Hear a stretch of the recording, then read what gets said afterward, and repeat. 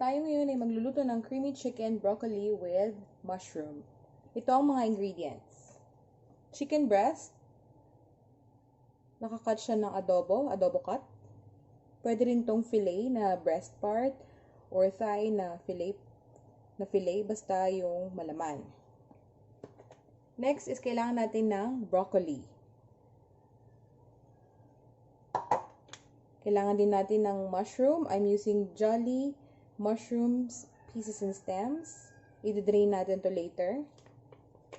And first, Jersey all-purpose cream. At kailangan natin ng mga 1 cup or 250 ml. So, sobrang napakamura nito. Nakita ko lang siya sa grocery. Buy one, take one for 52 pesos. So, lumalabas sa 26 pesos ang isa. So, na-try ko na to for me o kayang brand na Jersey all-purpose cream. Siyempre, kailangan natin ng bawang, sibuyas, at margarine or butter. And kailangan din natin ng salt. Wala akong ibang salt, kundi Himalayan lang. And pepper to taste. And optional ingredient, yung ating nutmeg. Ito ay nagpapa-creamy ng ating sauce. Tara, mag-start na tayo. Unang-una, ipainitin natin ang ating pan. Ilalagay na natin ang ating margarine or butter. I-melt lang natin to.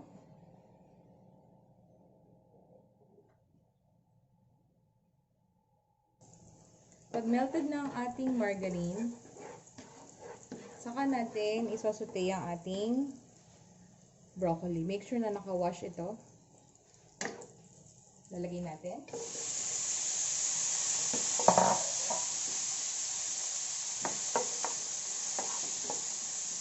So, lulutuin lang natin tong broccoli for about 1 minute para mas crunchy siya. After 1 minute, make sure na huwag nyo i-overcook tong broccoli para crunchy pa rin siya at saka na-maintain natin yung color niya. Ibabalik natin siya sa isang bowl.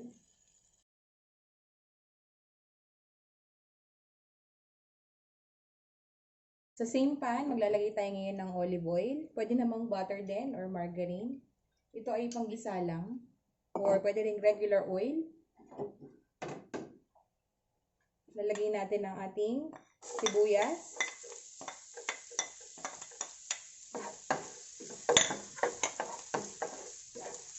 Isunod na natin ang ating bawang.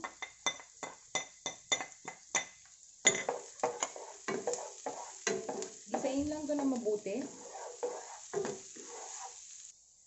Pag nagisa nyo na siya na mabuti, set aside nyo lang. Pwede nyo rin hanguin para hindi masunog yung garlic. Saka natin ngayon ilalagay yung ating chicken.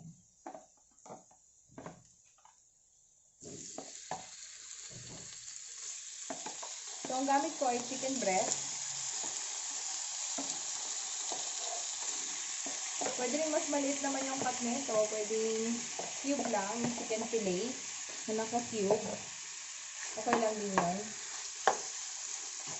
Siguro kulang sa 1 kilo to, ang chicken breast. So, isa lang natin yan or brownie natin ng konti. Ayan, pag nag-iba na yung kulay ng chicken, pwede mo nang haluin yung bawang at sibuyas. So, gusto natin na medyo maluto yung ating chicken bago natin ihalo yung mga susunod na ingredients.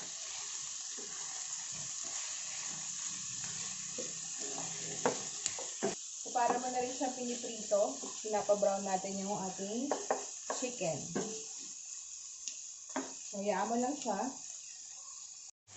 Ayan.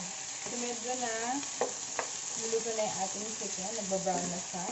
So, at this point, pwede na natin ilagay yung ating pieces and stem na mushroom. So, make sure na i-drain nyo yung water o yung juice nito. Kaya iwas tayo sa preservative. Haluin lang natin. Since napapansin ko nagdadry yung chicken, lalagyan natin ng siguro mga half cup ng water. Para hindi naman talaga siya masunog. Pwede ka maglagay ng milk instead of water. Ayan. And then, pwede na natin lagyan ng salt at pepper.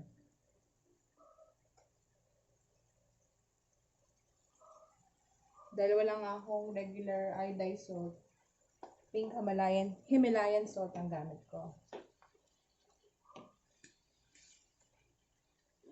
So, yan. Haluin lang natin ng konti to and then, tatakpan natin for mga 2 minutes and then, ilalagay na natin yung cream natin. Takpan na natin. I'll be back. After 2 minutes, bubuksan na natin. At hahaluin natin. Ayan, ang bango. See, napansin nyo yung water na nilagay natin ay hindi ganun ka watery ba? Parang thick siya.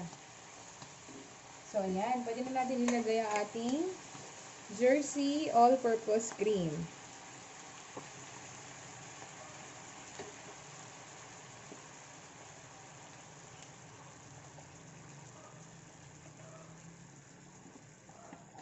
Ayan. So, nabili ko tong Jersey all-purpose cream sa Walter Mart. Dapat ang bibilin ko ay Alaska kasi Alaska user ako. Kaya lang, namamahalan ako sa 56 pesos. So, nung nakita ko to, pansin ko may nag-iisang cream na iba yung brand. Yung pala Jersey all-purpose cream. Tapos, buy one take one nakalagay doon. Di syempre, binili ko siya. So, lumalabas na 52 pesos siya buy one take one. So, parang lumalabas na 26 pesos ang isa. So, goodbye na siya. And, nakagamit na ako ng una sa creamy pesto pasta ko. So far, okay naman ang texture niya. Para siyang ka-level ng Alaska or ng Nestle. At kung chinek ko yung carb content niya, yung dito sa nutrition facts niya, napansin ko na wala siyang content, zero of added sugar. So, importante sa akin yun sa diet ko. So, compare sa Alaska at saka sa Nestle, ito parang wala siyang added sugar. So, swak na swak siya sa aking diet.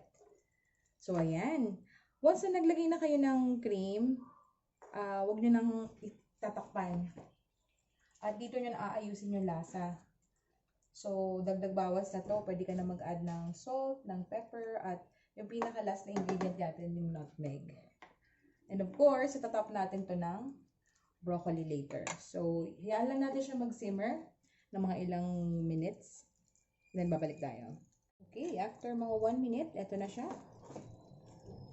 Haluin lang natin ulit. And, mag-taste test muna ako. Tignan ko kung sapat na yung lasa niya.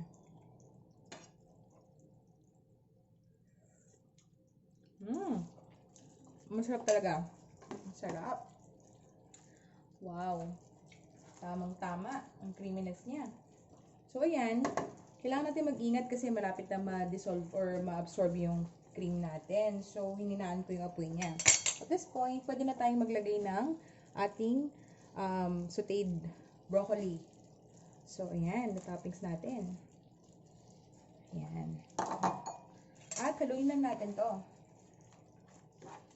See?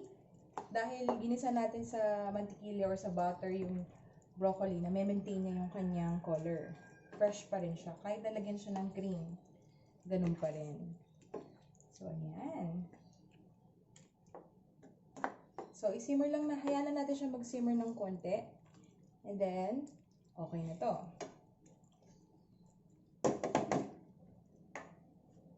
Okay.